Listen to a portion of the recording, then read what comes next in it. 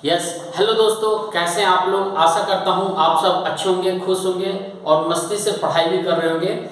आज मैं आप लोगों के लिए हिंदी व्याकरण का पहला क्लास लेकर आया हूं।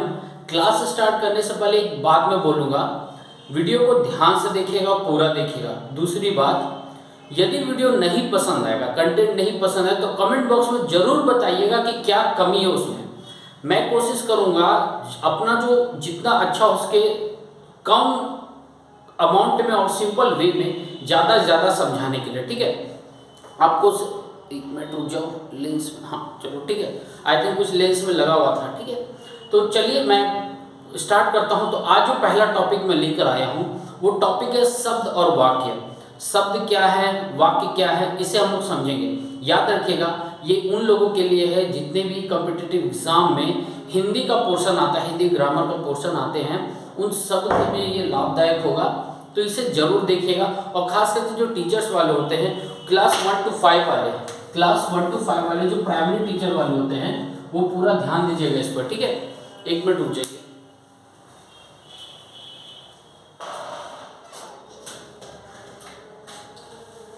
ठीक है, वो विंडो से हवा से विंडो खुल गया था, कोई बात नहीं, ठीक है। चलिए मैं स्टार्ट करता हूँ सेशन को। तो ध्यान से पूरा देखिएगा और बात बाकी कोई भी प्रॉब्लम ना कमेंट बॉक्स में बताइएगा। एक और बात, मैं मुझसे जुड़ने के लिए आप दो चीज़ करिए। पहला, चैनल पे यदि आप नए हैं तो चैनल को सब्सक्राइब करके बेल आइकन दबा लीजिए, ऑन कर लीजिए, ताकि जब भी मैं क्लासेस लूँ आपको नोटिफिकेशन मिल जाए। दूसरी बात यह है कि मैं डिस्क्रिप्शन बॉक्स में जितने भी ग्रुप हैं सबके मैं लिंक दे दूंगा। टेलीग्राम हो, व्हाट्सअप हो या फिर फेसबुक हो, इंस्टाग्राम हो, सभी के लिंक मैं दे दूंगा। वहां जाकर आप ज्वाइन कर लीजिए। सब्जेक्ट से रिलेटेड या कोई भी क्वेरीज के लिए यदि कोई भी बात हो, पूछना हो, या मुझे खुद पीडीएफ शेयर करना हो या फिर कोई और डिटेल देना हो, मैं वहीं पर शेयर करता हूँ। और वैसे तो वीडियो बना ही दूंगा यदि कोई ऐसा इंपॉर्टेंट काम रहा तो, ठीक है। चलिए अब मैं सेशन को स्टार्ट करता हूँ। सबसे पहले हम लोग जानेंगे शब्द क्या होता है, ठीक है। शब्द से हम लोग वाक्य जाएंगे, लेकिन शब्द को जानने से पहले भी एक टर्म आता है जिसको हम लोग वर्ण कहते हैं। और वर्ण होता क्या है, ध्यान दीजिएगा। वर्ण, यदि मैं ऐसे बोलूं वर्ण, ठीक है। अब ये वर्ण होता क्या है, जैसे हम लोग इंग्लिश में अल्फाबेट जानते हैं, इंग्लिश में हम लोग अल्फाबेट जानते हैं, और ये हमारा हिंदी हो गया। यही तो है, यही तो टर्म है ना। जिस तरह हम लोग इंग्लिश में अल्फाबेट ABCD ये सब पढ़ते हैं, उसी तरह हम लोग हिंदी में वर्ण पढ़ते हैं। क्या पढ़ते हैं, वर्ण पढ़ते हैं। जैसे क, ख, ग, ख, और ये चलता रहता है। समझ में आया, समझ में आया आप लोगों को। जिस तरह इंग्लिश में हम लोग अल्फाबेट कहते हैं, इसे क्या कहते हैं हम लोग इंग्लिश में, अल्फाबेट कहते हैं। या फिर बहुत जगह लेटर्स भी बहुत कोई यूज करते हैं, ठीक है, लेटर्स वर्ड यूज करते हैं। तो जिस तरह इंग्लिश में हम ABCD पढ़ते हैं तो उसको अल्फाबेट या लेटर्स बोलते हैं, उसी तरह हिंदी यदि हम लोग पढ़ते हैं तो हिंदी में वर्ण होते हैं। इसी वर्ण को हम लोग क, ख, ग, घ कहते हैं। कहने मतलब यही वर्ण हमारा अल्फाबेट हुआ। ये बात समझ में आया, ये बात समझ में आ गया आप लोगों को, ठीक है। तो लेटर और अल्फाबेट और लेटर से मिला करके हम इसको ऐड करते हैं। कोई भी अल्फाबेट या लेटर्स को ऐड करते हैं तो हमें क्या मिलता है, वर्ड मिलते हैं, हमें वर्ड मिलता है ना। उसी तरह वर्णों के मेल से यदि क, म और ल को मैं जोड़ूं, अभी याद रखिएगा मैं वोवेल पर भी बल नहीं दे रहा हूँ, अ आ इ ई जो होता है ना, अभी मैं उस पर नहीं आ रहा हूँ। टर्म को पहले आप समझो। जिस तरह लेटर्स को मिला करके वर्ड बनते हैं, उसी तरह वर्णों को मिला करके या वर्णों के सम्मेलन से हमें क्या मिलते हैं, शब्द मिलते हैं। याद रखिएगा, क्या मिलते हैं, शब्द मिलते हैं। जिसे कमल कहेंगे, कलम कहेंगे, हिंदी कहते हैं। ये देखो एक वर्ड है, ये है, ये है, ये वाले, ये है। तीन सारे टर्म्स को मिला करके एक वर्ड बना, क्या नाम है इसको, हिंदी कहें। समझ में आएगा। इसमें ये देखो आप, ये देखो आप, ये देखो, ये तीन टर्म, बेसिक तीन टर्म मिल करके एक वर्ड बनाया, शब्द बनाया। इससे हम क्या कहें, वर्ण कहें। यहाँ तक क्लियर है, समझ में आया। सॉरी, उसे शब्द कहेंगे, वर्ण नहीं कहेंगे, ठीक है। समझ में आ गया। तो टर्म शब्द को जानने से पहले जो वर्णों के जोड़ से या समूह के या मेल से बनते हैं उसे शब्द कहते हैं। यहाँ तक क्लियर है। वर्ण क्या होता है? जिस तरह क ख ग होता है, जिस तरह इंग्लिश में अल्फाबेट्स होते हैं ABCD। क्लियर है यहाँ तक। अब बात रहा, अब इसमें इंग्लिश में हम लोग पढ़ते हैं कॉन्सोनेंट एंड वोवेल पढ़ते हैं, तो इस तरह हमारे में भी होते हैं कॉन्सोनेंट और वोवेल्स। ये सब सारे कॉन्सोनेंट होते हैं, ये सब सारे हमारे वोवेल्स होते हैं, वो बाद में बताऊंगा, अभी मैं यहाँ पर क्लियर कर रहा हूँ। यहाँ तक समझ में आया शब्द कैसे बनते हैं, शब्द किसे कहते हैं? क्लियर है। अब देखिए, अब तो भाई मैं शब्द बता दिया, आप भी शब्द समझ गए, लेकिन शब्द कैसा, कोई तो मतलब होगा ना इसका। तो शब्द भी दो तरह के हम कहेंगे। क्या कहेंगे? दो तरह के। एक होता है सार्थक, सार्थक, एक होता है निरर्थक। अब सार्थक और निरर्थक में फर्क क्या है ये भी जानना जरूरी है। देखो, मान लो कोई भी वर्ड में बोलो, जैसे डेली लाइफ में हम लोग बोलते हैं उसने पत्थर फेंका, तो गांव वगैरह में खास करके बोलते हैं उसने पत्थर उथल मार रहा है वो। तो पत्थर मार रहा है, उथल क्या होता है? अब उथल पुथल होता है, उथल क्या होता है? ठीक है, फिलहाल के लिए भी मैं होल्ड करता हूँ। पत्थर उथल दो वर्ड आए हमारे। पत्थर तो हम जानते हैं, पत्थर जिसे हम लोग कहते हैं, तो जिसका कोई पार्टिकुलर मीनिंग हो, कोई ना कोई उस शब्द का कोई अर्थ निकले, उसको हम लोग सार्थक कहते हैं। समझ में आया? जिसका कोई मतलब हो, मीनिंग हो, अर्थ निकले, उसे हम सार्थक शब्द कहेंगे। क्लियर है? जो भी मैं बोलूंगा नोट डाउन भी आप लोग करते रहना, सार्थक शब्द बोलेंगे। समझ में आया? जिसका कोई अपना मीनिंग हो या फिर कोई ना कोई अर्थ निकले। अब देखो, अब मैंने बोला पत्थर उथल। अब उथल वर्ड जो बोला मैंने, वो भी तो एक वर्ड है, वो भी क्या है? वर्ड है, वो भी एक शब्द है। यहां तक भी क्लियर है। लेकिन हिंदी ग्रामर में या हिंदी सब्जेक्ट में या हिंदी जो भाषा हम बोलते हैं उसमें वो मतलब नहीं है, उथल का कोई मतलब नहीं है। ठीक है, एग्जाम्पल अभी दे रहा हूं मैं, ठीक है, उदाहरण दे रहा हूं। हो सके वो जो वर्ड है उथल, हो सके मराठी में, गुजराती में, या फिर अफ्रीकन लैंग्वेज में, या फिर पंजाबी में, या फिर बांग्ला में, या फिर भोजपुरी में, या फिर आसामी में, कोई मतलब हो, उसका कोई मतलब हो, लेकिन अभी फिलहाल इसके लिए कोई मतलब नहीं है, इसलिए वो शब्द निरर्थक होगा, जिसका कोई मतलब या कोई मीनिंग नहीं निकले। यहां तक क्लियर है? जिसका कोई अर्थ ना निकले, जिस शब्द का कोई अर्थ ना हो, कोई ना कोई अर्थ ना हो, तो वो निरर्थक होगा। कोई ना कोई अर्थ हो उसे सार्थक कहेंगे। तो सार्थक शब्द और निरर्थक शब्द दो प्रकार के शब्द हो गए। बेसिक टर्म में बता रहा हूँ, ठीक है। और हैंडराइटिंग पर ध्यान मत देना, कंटेंट पर ध्यान दो आप लोग। यहाँ तक क्लियर है? मिटाओ आगे। तो हमने क्या क्या जाना? वर्ड जाना, शब्द जाना, शब्द के दो प्रकार जाने और कैसे कैसे वो होते हैं। क्लियर है? आगे बढ़ूं, मिटा दूं? चलिए मैं मिटाता हूं। अब हमने देखा शब्द से समझे, अब आते हैं हम लोग वाक्य पर। देखिए, वीडियो पसंद आएगा तो लाइक शेयर कमेंट जरूर करिएगा, दोस्तों को इन्फॉर्म करिए कि क्लासेस स्टार्ट हो गए। मैं ऐसे भी एक बना दिया हूं, मैं वीडियो इन्फॉर्मेशन के लिए दे दिया था। बच्चा टाइम का कोई प्रॉब्लम है तो मैं टाइम के लिए बता देता हूं। मैंने सोचा है सुबह 8 बजे हिंदी के लिए क्या बोलूं मैं, 8 AM, ठीक है, हिंदी के लिए मैंने सोचा। और यदि मैं इंग्लिश स्टार्ट करूंगा, सोच रहा हूँ इंग्लिश का, तो मैं इसे 12 बजे तक लिंक में रिलीज कर दूंगा, 12 बजे तक, ठीक है। 12 एकदम समझ लो, एकदम दिन में, 12 बजे रात नहीं, दिन में, PM रख लो ना आप इसे, ठीक है, PM में। और बाद बाकी मैं मैथ्स वगैरह जो इवनिंग में करवा रहा हूँ, बाद बाकी देखूंगा, वैसे स्टूडेंट लोगों से सजेशन में ले लूंगा क्या करना है, ठीक है।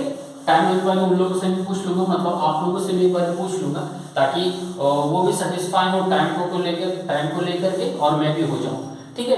अब चलो, अब शब्द हमने वर्ण से हमने कहा, वर्ण से हमने शब्द तक पहुंचा, शब्द तक हमने पहुंचा। अब शब्द से क्या, वाक्य में आएंगे हम लोग। कहाँ आएंगे? वाक्य में आएंगे। ठीक, क्लियर है? वर्ण से शब्द है, शब्द से वाक्य में, ठीक है।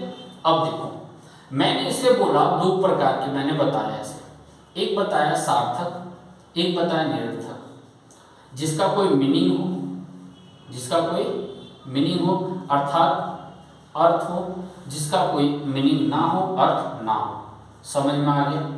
क्लियर है। अब वाक्य देखिए, जिस तरह वर्णों के समूह या जोड़ के जोड़ने पर एक शब्द बना उसी तरह शब्दों के समूह या जोड़ को हम क्या बोलेंगे, वाक्य बोलेंगे। समझ में आया?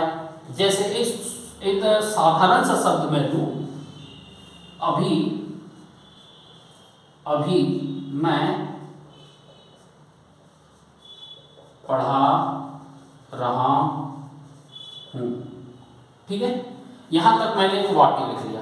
हैंडराइटिंग पर बहुत ध्यान देना, ठीक है। बोर्ड पर जनरली मैं हिंदी कभी नहीं पढ़ाया हूँ, न्यू स्टार्ट किया हूँ बोर्ड पर हिंदी पढ़ाने का, तो हैंडराइटिंग पर बल मत देना, बाकी कंटेंट पर ध्यान देना आप लोग, ठीक है। अब मैंने क्या लिखा, एक शब्द, 2 3 4 5 शब्द से जोड़ करके एक मैंने सेंटेंस बनाया। सेंटेंस इट मीन्स इसको हम लोग वाक्य कहते हैं, सेंटेंस, ठीक है, सेंटेंस। समझ में आ गया? तो सेंटेंस इंग्लिश में बोलेंगे, हिंदी में वाक्य बोलते हैं।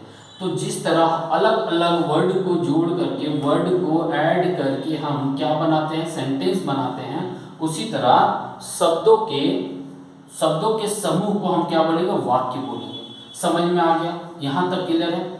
अब देखिए, जिस तरह शब्द का दो अर्थ प्रकार मैंने बताया, भेद बताया, जिसका एक अर्थ होता है और एक जिसका अर्थ नहीं होता, उसी तरह वाक्य भी होते हैं। एक होता है, तो इसको यदि मैं डिफाइन करूं तो मैं बोलूंगा सार्थक शब्दों के मेल से बनने वाले को मैं वाक्य बोलूंगा। सार्थक शब्द, निरर्थक नहीं। अब मैं मान लो इसे उल्टा सीधा मैं लिखूं, मान लो मैं इसे उल्टा सीधा कर दूं, तो मैं कर दूं पढ़ा हूं अभी रहा मैं। अब देखो, अब जो भी मैंने लिखा, पढ़ा हूं अभी रहा मैंने टेढ़ा मेढ़ा इसे उल्टा सीधा आगे पीछे इसका प्लेसमेंट मैंने गड़बड़ कर दिया। अब बताओ, ये कोई बच्चे की तरह लग रहा, बच्चे लोग तो ऐसे उल्टा सीधा बोलते हैं, है ना?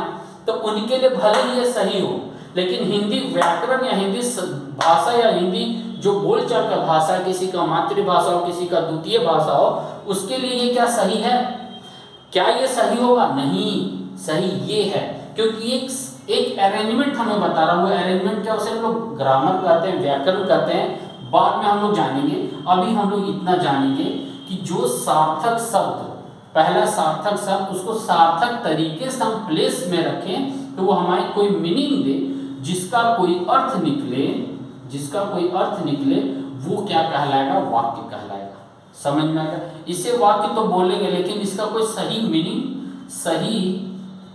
सही अर्थ आ रहा है क्या इसका? नहीं ना, लेकिन इसका अर्थ आ रहा है, तो इसको हम क्या बोलेंगे, वाक्य बोलेंगे, लेकिन कोई मतलब का नहीं होगा।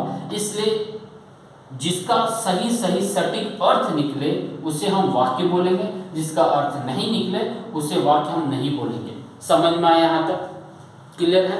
अब वाक्य में भी दो हिस्से होते हैं। कौन कौन से होते हैं, जल्दी से आप बताइए कमेंट बॉक्स में। ये हवा इतना तेज चल रहा,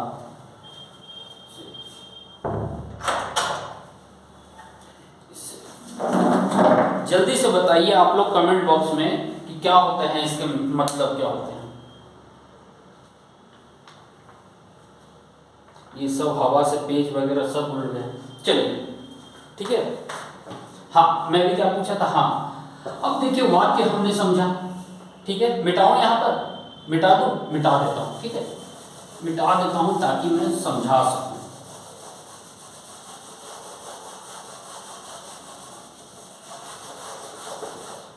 ठीक है, देखिए, अब ओहो मैंने मिटा दिया। चलिए फिर से मैं लिखता हूँ, अभी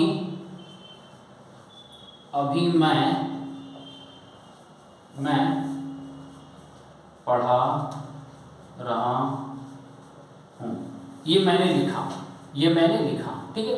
याद रखिएगा, अब वाक्य का दो हिस्सा होता है, दो भाग होता है। दो कौन कौन से भाग होते हैं? देखिए, जिस वाक्य में कोई काम हो रहा हो, अब वो काम कौन कर रहा है, पहला। दूसरा, वो काम किस पर हो रहा है। ये दो चीज को फर्क करिएगा। ध्यान से सुनिए जो मैं बोल रहा हूँ। जो काम कोई कर रहा है या जिसके द्वारा हो रहा है, ठीक है, जो काम कोई कर रहा है या जिसके द्वारा हो रहा है। अब पढ़ाया जा रहा है तो किसके द्वारा भाई? मैं या फिर मैं बोलूँ ये जो काम हो रहा पढ़ाने का कौन कर रहा है? मैं ही तो कर रहा हूँ ना। तो फिर जो जिसके द्वारा या जो काम करता है उसे हम लोग क्या बोलते हैं? उद्देश्य बोलते हैं। क्या बोलते हैं? उद्देश्य बोलते हैं। और जो बचा हुआ पार्ट उसे हम लोग क्या कहते हैं? विधेय बोलते हैं। विधेय बोलते हैं, विधेय ही बोलेंगे ना। इसका स्पेलिंग क्या होगा विधेय का? कहीं कोई लिखा हुआ है? नहीं, विधेय ही बोलते हैं, यहाँ तक मुझे याद है, विधेय ही बोलते हैं। हाँ ठीक है, दिमाग से उड़ जाता है, ठीक है, कहीं लिखा हुआ नहीं है, खैर हटाओ, विधेय बोलते हैं। अब ये विधेय और उद्देश्य और विधेय होता क्या है? इंग्लिश में इसे हम सब्जेक्ट कहते हैं। क्या बोलते हैं? सब्जेक्ट। और बचा हुआ पार्ट का हम लोग प्रीडिकेट कहते हैं। प्रीडिकेट कहते हैं। याद आया कुछ? सब्जेक्ट एंड प्रीडिकेट याद मैंने नोटिस किया है, ये सब याद रखते हैं, ये वाले शब्द सब भूल चुके हैं। कल्चर एकदम बिगड़ चुका है, हमारी जो सोसाइटी का कल्चर उल्टा हो गया। ये सब जानते हैं सब्जेक्ट प्रेडिकेट, या बहुत को सब्जेक्ट ऑब्जेक्ट भी बोलते हैं। यार एक बात मैं बताऊं, ऑब्जेक्ट फॉर्म में थोड़ा सा डिफरेंट आता है। ये प्रोनाउन जिसे सर्वनाम कहते हैं ना, उस पर ज़्यादा ही सेटिस्फाई करता है, प्रेडिकेट सही सूट करता है। तो सब्जेक्ट को ही हिंदी ग्रामर में उद्देश्य बोलते हैं और प्रेडिकेट को हिंदी ग्रामर में विधेय बोलते हैं।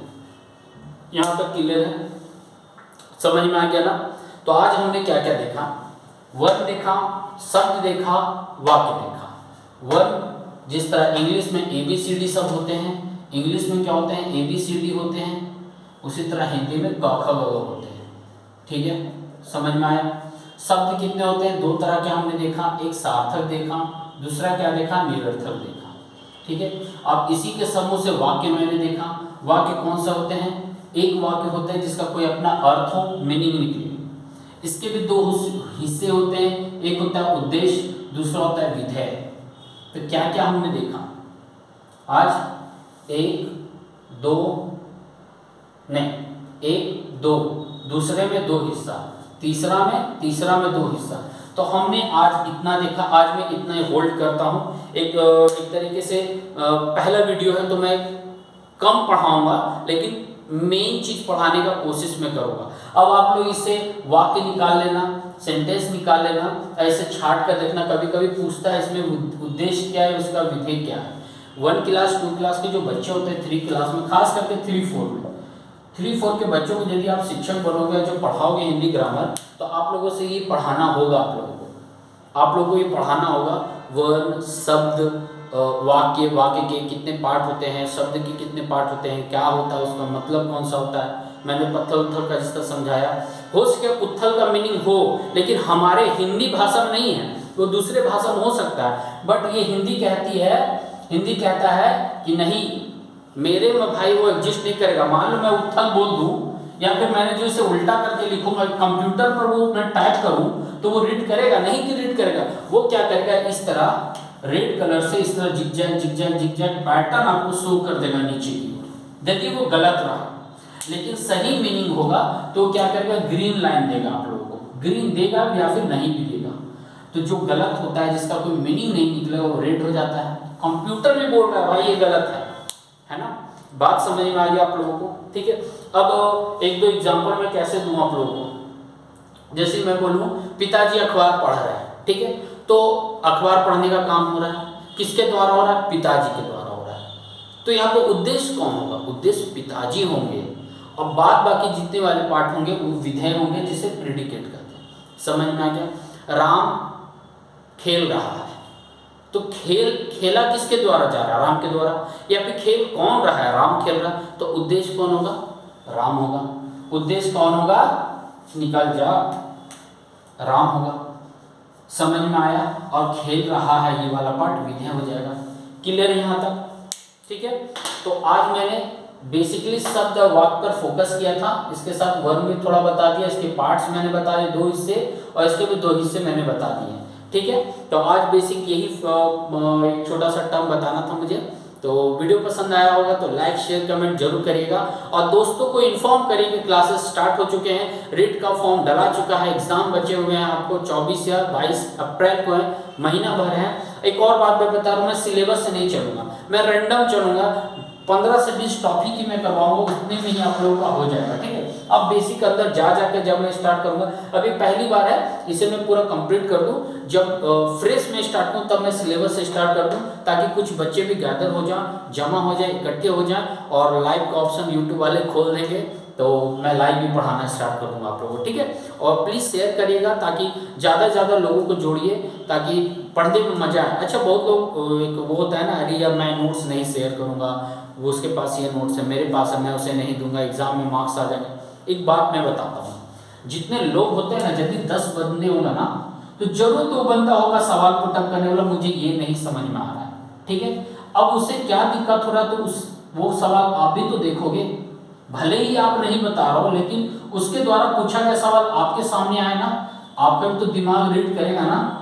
इसी तरह यदि 100 बंदे होंगे तो उनमें से 10 सवाल आएगा, 200 बंदे होंगे तो उसमें 15 सवाल आएगा, 500 बंदे होंगे तो उसमें से 50 सवाल आएगा।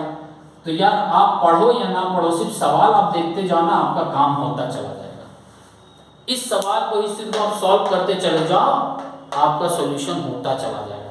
इसलिए लोगों को जमा करो, ठीक है, इकट्ठा करो। मैं हमेशा समझाता हूँ, मिल के पढ़ो, मजा आता है ना। चलिए ठीक है, थैंक यू वेरी मच, फिर मिलता हूँ आप लोगों को। और कोई भी क्वेरीज होगा, कैसा लगा वीडियो बताइएगा कमेंट बॉक्स में, और डिस्क्रिप्शन बॉक्स में मैं सभी का लिंक दे दूंगा, आप ज्वाइन कर लीजिए उसे। ठीक है, थैंक यू वेरी मच। आज इतना रखता हूँ, घर पर रहिए, सुरक्षित रहिए, बड़ों से आशीर्वाद लेते रहिए, छोटों को खूब सारा प्यार देते रहिए और शेयर जरूर करिएगा। थैंक यू वेरी मच, फिर मिलता हूँ मैं, थैंक यू।